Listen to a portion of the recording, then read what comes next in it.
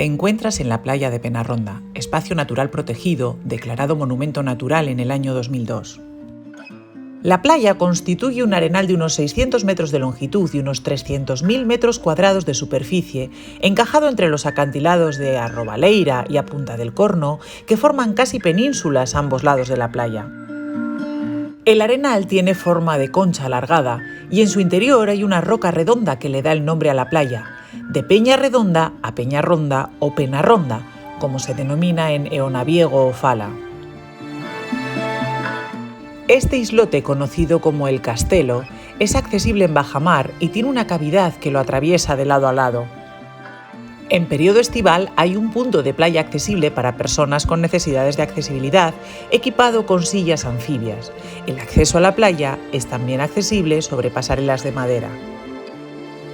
Debes saber que el verdadero tesoro de Penarronda es su riqueza ecológica, ya que alberga diversas especies de flora y fauna incluidas en los catálogos regionales de especies amenazadas.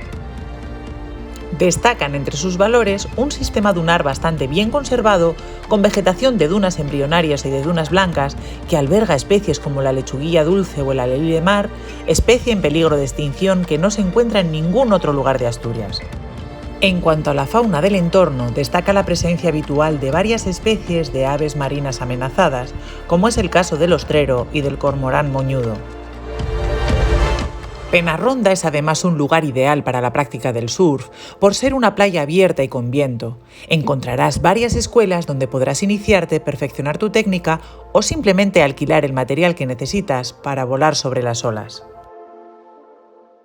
La playa cuenta también con aseos, área recreativa con mesas y bancos y un bar-restaurante. Gobierno del Principado de Asturias, Consejería de Cultura, Política Lingüística y Turismo, Ayuntamiento de Castropol, Castropol Destino Turístico Inteligente, Pueblos Mágicos de España, UNESCO, Organización de las Naciones Unidas para la Educación, la Ciencia y la Cultura, Red Española de Reservas de la Biosfera.